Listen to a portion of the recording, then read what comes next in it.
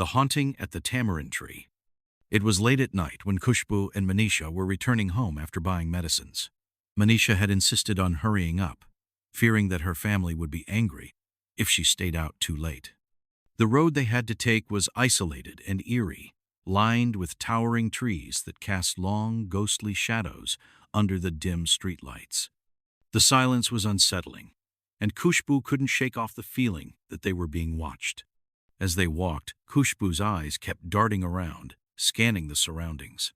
Just a few feet away, she noticed an enormous tamarind tree standing ominously in the dark. Behind it was an old, weathered stone wall that looked like it had been there for decades. A chill ran down her spine. "It's nothing," she reassured herself, but the darkness felt too dense, too unnatural. Just then, a sudden noise broke the silence, a rustling sound, as if someone was stepping on dry leaves. Khushbu's heart pounded as she turned abruptly. Standing under the tree was a young man, probably in his mid-20s. The dim glow of a passing vehicle's headlights illuminated his facedusky complexion, faint stubble, glasses, wearing a white shirt and blue jeans. He stood still, gazing at her.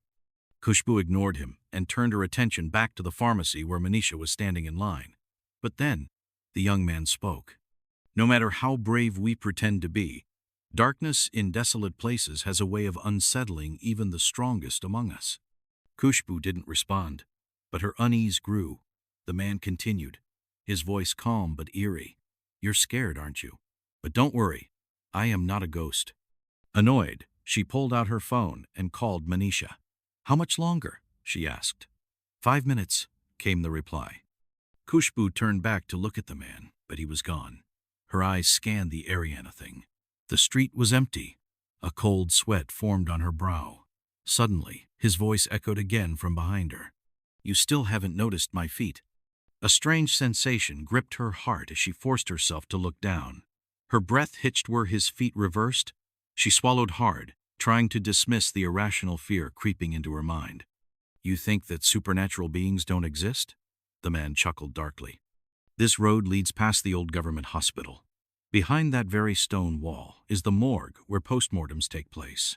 Places like these, they make people uncomfortable, don't they?" Khushbu clenched her fists. "Stop talking nonsense," she snapped, trying to mask her fear. The man smirked. "Look properly.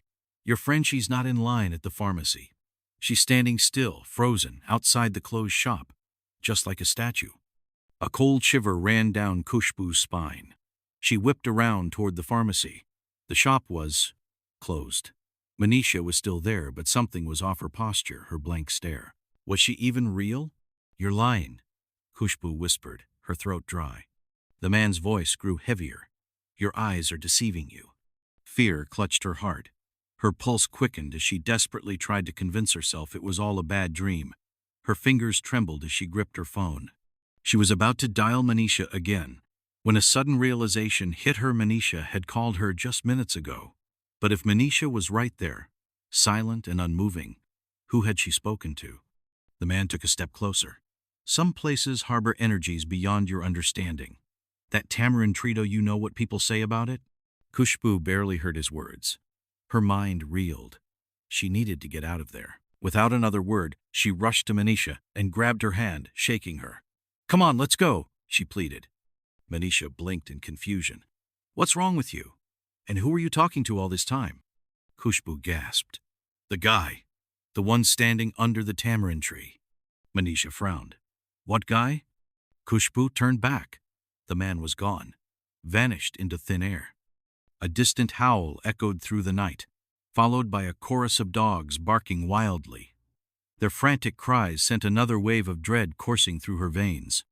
Manisha's voice trembled. "Do you know what they say about tamarind trees? Evil spirits live under them." Khushbu felt her stomach drop. Her legs moved on their own, dragging her toward the car. She started the engine with shaking hands, her mind clouded with fear and disbelief. Just as she was about to drive off, her phone rang. Her father. She let out a sigh of relief and answered, but the voice on the other end made her freeze. It wasn't her father. "Where did you go?" Manisha's voice demanded. "You left me alone at the pharmacy. I've been waiting for you for over 2 hours." The phone slipped from Khushbu's trembling fingers. Her blood ran cold. Slowly, her gaze shifted to the rearview mirror. In the faint reflection, she saw the young man's face, smiling, and then he faded into nothingness. Khushbu let out a blood-curdling scream as darkness consumed her world. The next thing she knew, she was waking up in a hospital bed. Her mother sat beside her, eyes filled with worry. "You had a high fever," her mother murmured, pressing a hand to her forehead.